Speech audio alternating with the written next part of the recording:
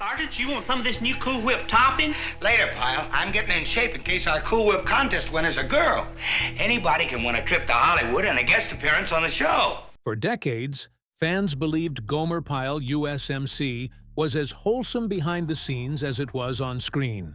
But as the show enters a new wave of public attention, forgotten interviews, network decisions, and cast insights are shedding light on a far more complex production story, especially involving Frank Sutton, the man behind the unforgettable Sergeant Carter.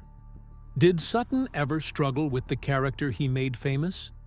Was there creative tension with co-stars? And what legacy did he leave behind after his sudden death? Today, we reveal the untold, fact-based story, straight from Sutton's interviews, cast recollections, network archives, and modern fan reactions. The unseen struggles of Sergeant Carter. To the millions of viewers who tuned in each week, Sergeant Vince Carter was a storm of shouts, salutes, and red-faced reprimands. A Marine drill instructor constantly outmaneuvered by the wide-eyed, well-meaning Gomer Pyle. But beneath that loud, commanding voice was Frank Sutton, a deeply disciplined actor with a story far more nuanced than the character he brought to life. While Sutton delivered each scene with expert timing and military precision, few fans realized how much effort and strain it took to embody such a forceful presence, and how deeply the experience shaped and sometimes challenged the man behind the uniform. Frank Sutton was not originally known for comedy. Before joining the cast of Gomer Pyle, U.S.M.C. in 1964, he had earned respect for his dramatic roles in both television and film.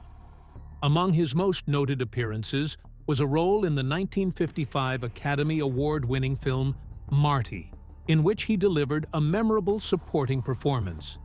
A graduate of Columbia University, where he studied drama and graduated with honors, Sutton developed his craft through stage performances and serious character work. His approach to acting was rooted in theater, demanding discipline, control, and emotional depth. So when he was cast as Sergeant Carter, it represented a sharp shift in tone, moving from the world of dramatic storytelling to broad, often slapstick-inflected sitcom humor. But Sutton approached the part with the same commitment he brought to every performance. Though the character was brash and bombastic, Sutton crafted him with attention to rhythm, structure, and purpose. His portrayal required constant vocal projection, expressive facial work, and a highly physical presence. The performance looked effortless on screen, but behind the scenes, it demanded intense focus and stamina. Sutton's professionalism was widely recognized by his peers.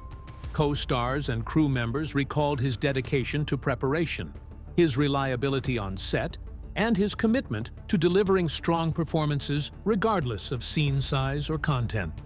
He rarely flubbed a line, showed up fully prepared, and treated the work of television acting with the same seriousness many reserved for film or stage.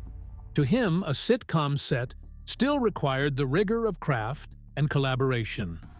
Personal experience adds to that rigor.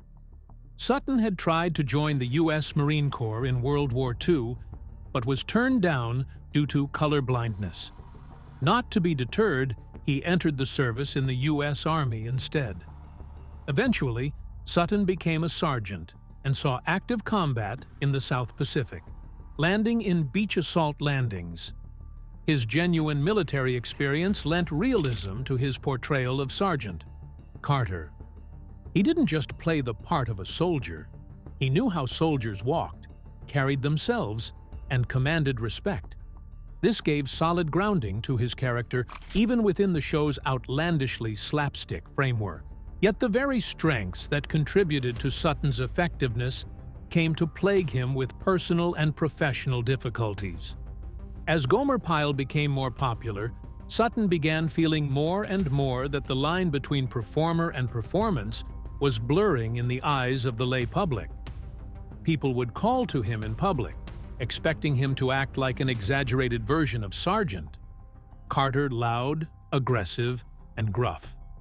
While he appreciated the show's exposure and affection, the burden of always being in character grew quietly heavy. But as the seasons rolled on, and the show continued with its same formula, Carter shouting and Gomer smiling, and some lessons learned, Sutton began running into those creative walls that come with success in television. Indeed, while audiences who care little for predictability lapped it all up, there really was little opportunity for dramatic evolution. Carter's role pretty much remained static during those rare moments when Neighbors' character enjoyed songs and some emotional development. This was a quiet but constant frustration for Sutton, the classical actor who loved variety and growth. From interviews and profiles in the late 1960s and early 1970s, Sutton was well aware that most of the time, such a role could easily become a trap. He knew how audiences could cling so tightly to one particular character as to obscure the remainder of a performer's career. Like many actors of the era, he had to juggle the lucrative safety net of fame and fortune that the show could guarantee with the confines it placed upon his broader artistic ambitions. There is no evidence that he ever publicly spoke out against the series, but colleagues did note an undercurrent of hope that eventually he would return to the theater and dramatic material. Even though he gave his all to the role, what fans didn't see was the growing contrast between Sutton's acting discipline and the increasingly musical, comedic shift of the show's lead. Behind-the-scenes dynamics. To viewers, the chemistry between Frank Sutton and Jim Neighbors was central to the charm of Gomer Pyle, U.S.M.C. Sutton's sharp, high-strung Sergeant Carter, clashing with Neighbors' soft-spoken, wide-eyed Gomer, created a timeless comic formula. Their scenes balanced exasperation and innocence with remarkable timing, contributing to the show's success across 5 seasons. But while their on-screen rapport was electric, their real-life relationship was more reserved, shaped less by friendship and more by professionalism. Sutton and Neighbors came from different backgrounds and brought contrasting energies to the set. Sutton, a trained actor with a degree from Columbia University and a background in drama and theater, approached the role of Sergeant. Carter with focus and precision. His acting style reflected discipline and rehearsal, shaped by years of classical preparation. Neighbors, on the other hand, entered the entertainment world through variety shows and singing. Discovered by Andy Griffith while performing in a nightclub, Neighbors was not a traditional actor, but a natural entertainer, known for his gentle persona and musical talent. This did shape their working styles toward quite different ways of television success. Sutton came on stage completely prepared, deadly by the script, giving him a sense of structure and intention in the delivery of his lines. For Neighbors, who practiced a more informal approach, relied heavily on instinct and charisma. This did not bring open differences between them. Instead, it invited quiet contrast in approach to performance and production. Theirs was a professional base, efficient, courteous about their roles, but not close in any personal sense. After Gomer Pyle finished airing in 1969, Jim Neighbors invited Sutton to join him on the Jim Neighbors Hour, a musical comedy variety show that ran from 1969 to 1971. Sutton became a semi-regular guest, reenacting some elements of his Carter character as part of some comedic sketches. The fact that Sutton worked alongside Neighbors in this post-Pyle collaboration suggests a cordial disposition toward each other, mutual respect perhaps, even if they were not the best of friends away from the work. During the life of the series, Gomer Pyle began to draw more on Neighbors' musical talents, occasionally incorporating singing performances to capitalize on his popularity as a variety performer. Neighbors obtained a recording contract and released several albums during the sitcom's lifetime, allowing his career to grow beyond the confines of TV. Sutton, meanwhile, chose to pursue acting and the like over forays into music or TV variety show appearances. It is this natural divergence in opportunities that attests to their careers evolving along different paths, rather than suggesting some kind of rivalry or resentment. The caricaturization of Sergeant Carter by Sutton was pure of intent. Most of the show's humor lay in the disparity between what Gomer made of circumstances and what the annoyed Sergeant Carter perceived them to be. While Neighbors was allowed moments of character growth and even self-exploration, including his singing, Sutton was purely the frustrated authority figure. Nevertheless, Sutton never uttered a single word in public that sounded even a little bit frustrated about the show or his role in it. Instead, even within interviews during the run of the show, he has always bent in acknowledgement of both the popularity of the show and the gratitude he expressed for being a part thereof. They have generally been described by the surviving crew and cast on the set as disciplined, professional, and working atmosphere.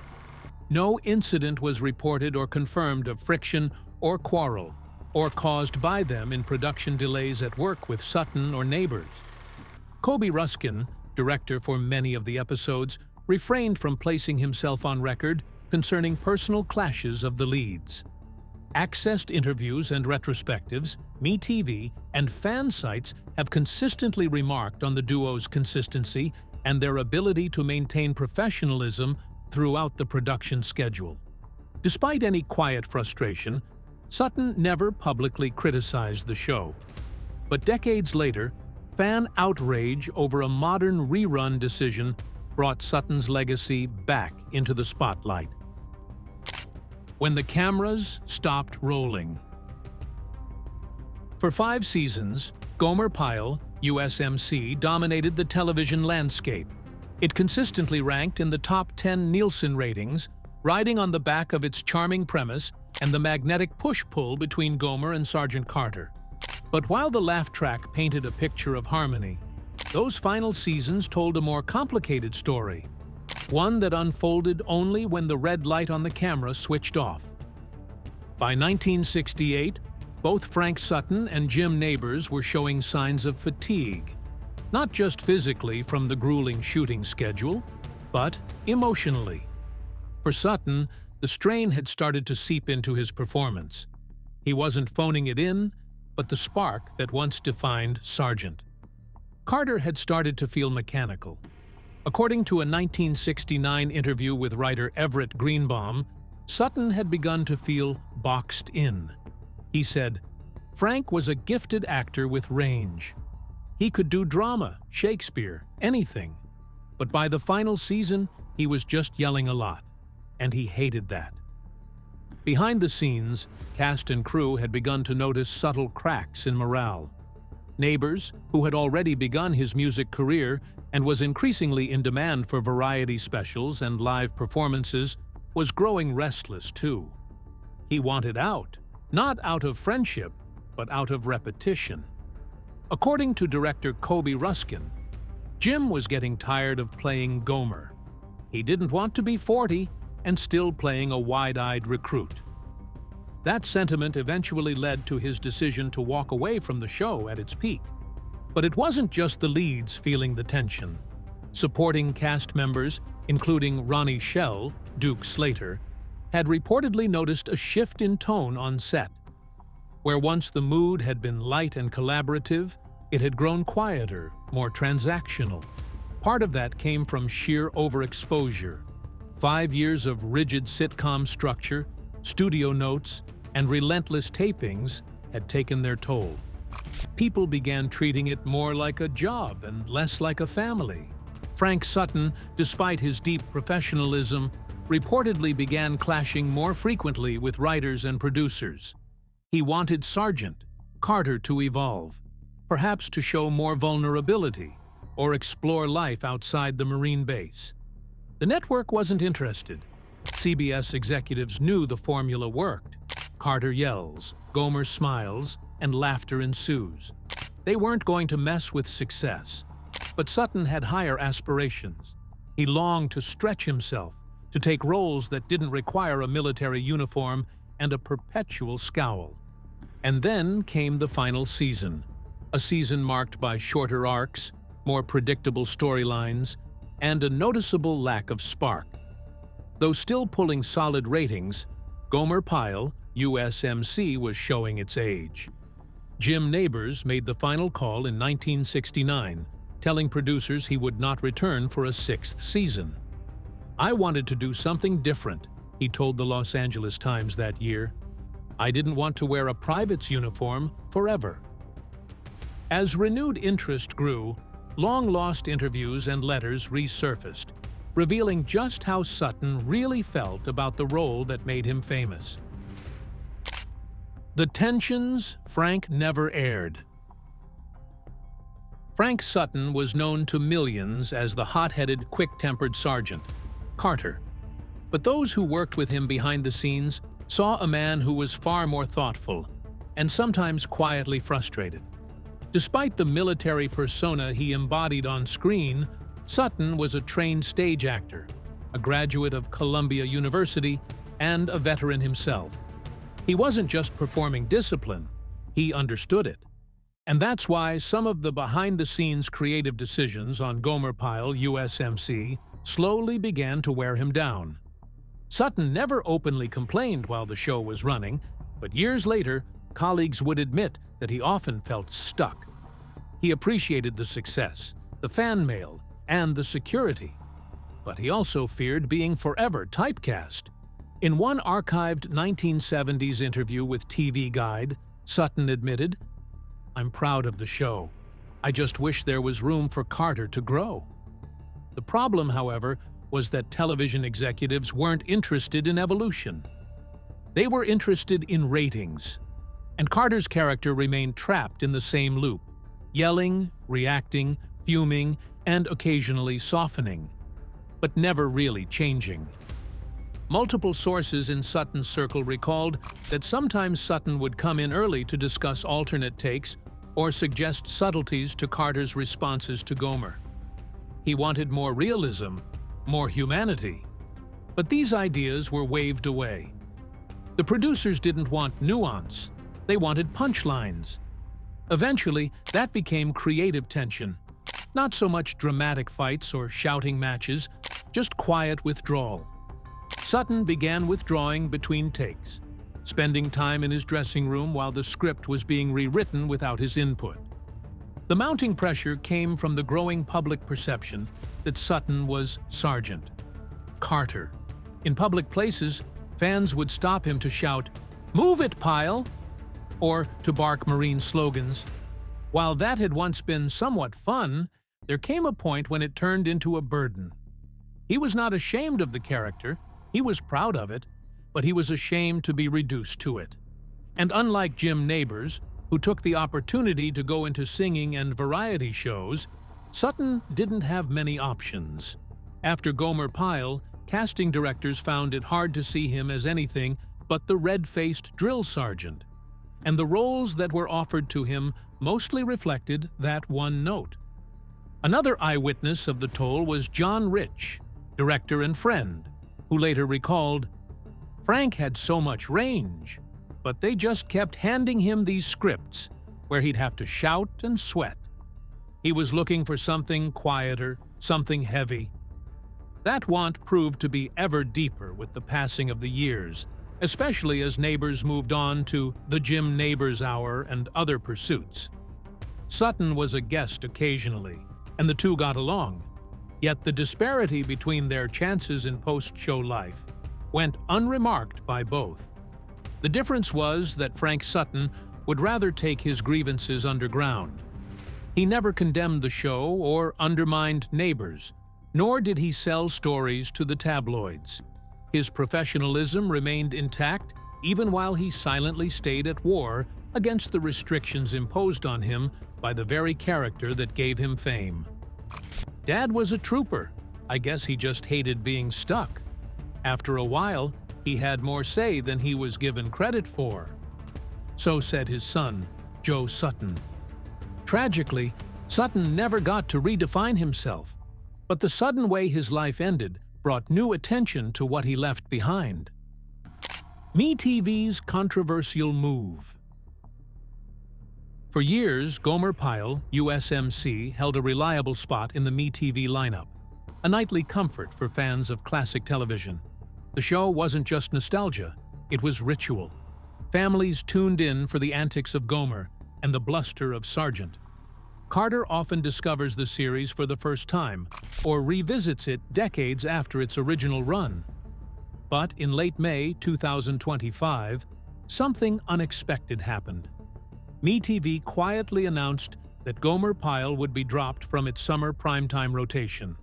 What followed was an eruption of disappointment, confusion, and outright backlash. The decision was part of the network's broader Summer of Me programming shuffle, an annual effort to freshen up its lineup and test new audience engagement strategies. This time, however, it touched a nerve. Fans took to Reddit, Facebook, and classic TV forums to express their outrage. MASH could be dropped an hour and replace it with Dan August. Take off Gomer Pyle in a slot? Wrote one Redditor. Another added simply, I will miss Gomer Pyle, echoing what many others felt but didn't know how to articulate. Some longtime viewers accused MeTV of showing favoritism, keeping shows like The Honeymooners and MASH on air while giving Gomer Pyle the boot. Others suspected the network underestimated just how strong the Gomer Pyle fanbase still was. They think we're only here for Hawkeye and Ralph Cramden, one fan wrote. They've forgotten the heart and humor Gomer brought into our homes. The decision also sparked debates about what constitutes a classic in today's shifting media landscape, and whether TV history is being selectively preserved or slowly rewritten. But what added fuel to the fire wasn't just the schedule change, it was the network's silence. MeTV issued no detailed public explanation. No press release highlighted why Gomer Pyle was removed, or whether it would return. For fans who had stuck with the channel precisely because of its consistency and respect for legacy content, that silence felt like betrayal. Many interpreted the change as more than just a programming tweak. It was a statement about what the network valued and what it didn't. Then came the unexpected twist. In June 2025, Catchy Comedy, a sister network of the Weigel Broadcasting family, was broadcasting a Gomer Pyle marathon for 24-hour programming.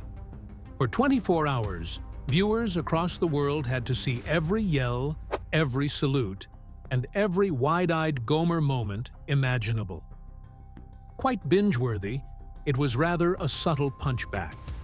It was a reminder that Frank Sutton's contemporary and counterpart, Sergeant Carter, had a place in the sun, and there was still hunger for the unique humor and warmth Gomer Pyle, U.S.M.C., brought to television. The marathon had immediate success. Social media was abuzz with screenshots, quotes, and fan stories.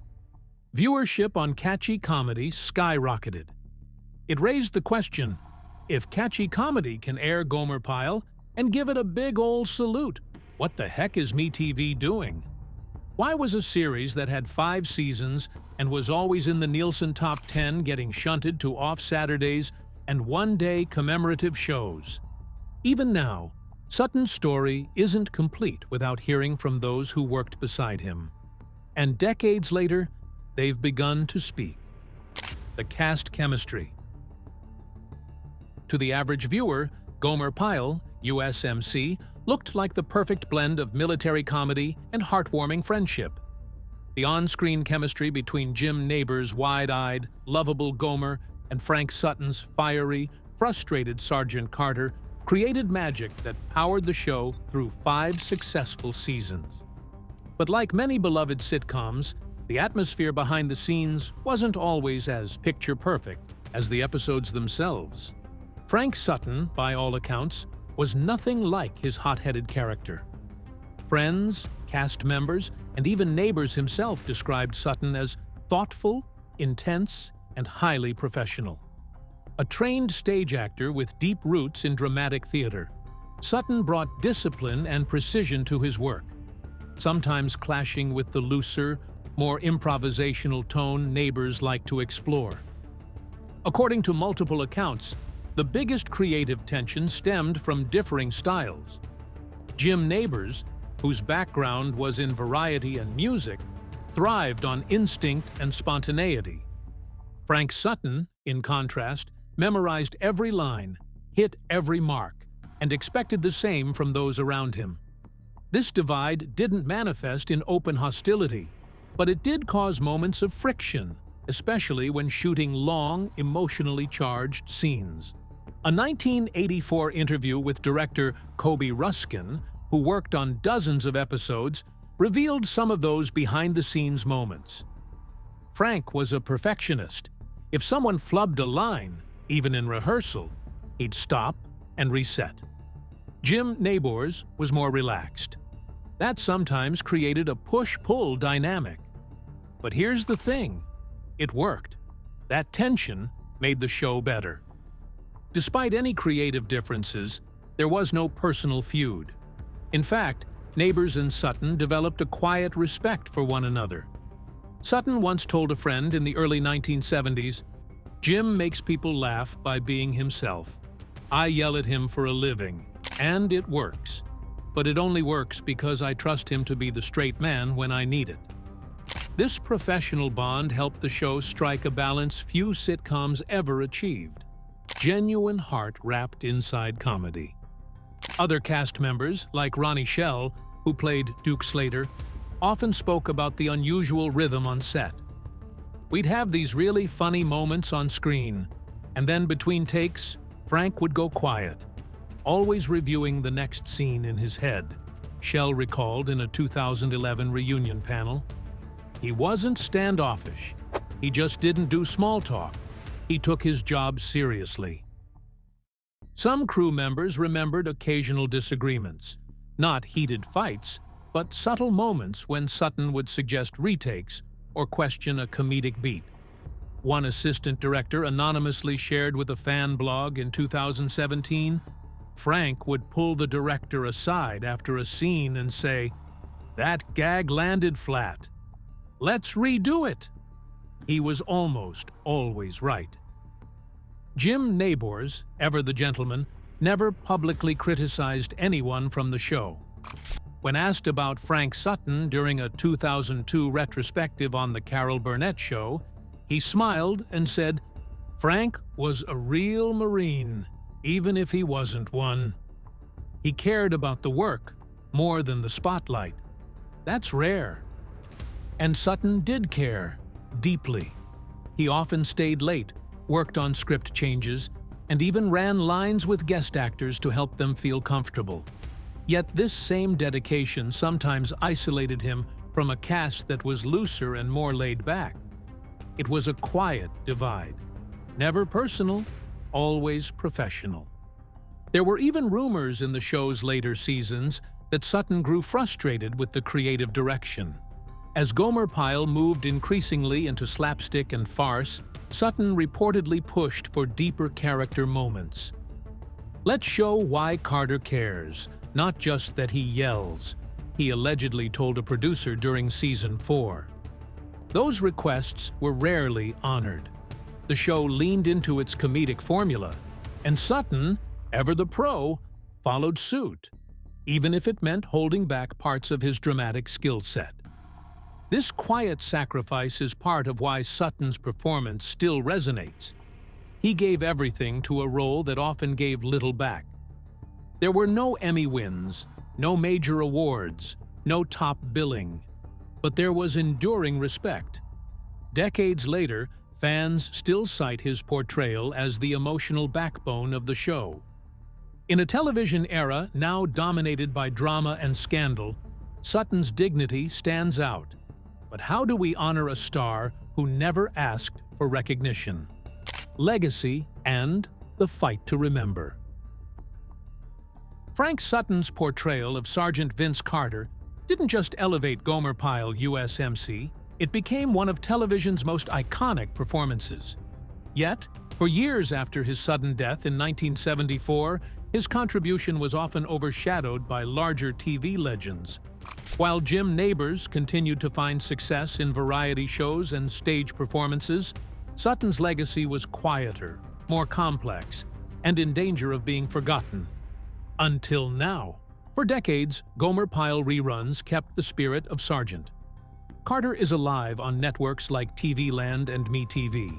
Audiences, old and new, fell in love with Sutton's unmatched delivery, comic timing, and emotional depth. But in May and June 2025, a surprising decision from MeTV reignited a conversation many fans weren't ready to have. Gomer Pyle was pulled from its prime schedule. The backlash was immediate and fierce. Classic television communities across Facebook and Reddit erupted in frustration. "This is a disgrace," one fan wrote. "Frank Sutton carried that show. He made it what it was. You don't just erase that." Others pointed fingers at the network, accusing them of sidelining a beloved classic in favor of more mainstream reruns like MASH and The Honeymooners. Comments like, "I will miss Gomer Pyle," or "Why can't they trim down MASH and make room?" flooded MeTV's social media pages. While the network explained the change was part of its Summer of Me refresh, many fans felt it reflected a broader problem. Classic performers like Sutton weren't getting the lasting recognition they deserved. But in an unexpected turn, the controversy sparked something hopeful. Just weeks later, the digital network Catchy Comedy aired a 24-hour Gomer Pyle marathon, dubbed a binge celebration of the show's enduring charm. This event drew in both longtime fans and a younger generation discovering the magic for the first time. Suddenly, Sutton's name was trending again, not for scandal, but for substance. The success of the marathon reminded viewers and programmers alike that Sutton's legacy still mattered, and not just because of nostalgia. His role as Sargent. Carter was more than comedic yelling. It was layered, emotionally grounded, and anchored in real-life service. Sutton had served in the U.S. Army during World War II. His performance wasn't just acting, it was personal. Family members and biographers have long stated that Sutton never resented being typecast. He embraced Sargent. Carter, even as he took on more serious roles in theater and guest spots on dramas. His dedication to craft was legendary. Despite being known for a comedic character, Sutton saw acting as a calling, not a spotlight. After his death, tributes poured in from co-stars, directors, and fans. Yet over time, his name became less mentioned in major retrospectives. Unlike other TV legends, he didn't write a memoir or live long enough to be part of reunion specials. His story was incomplete. Until now.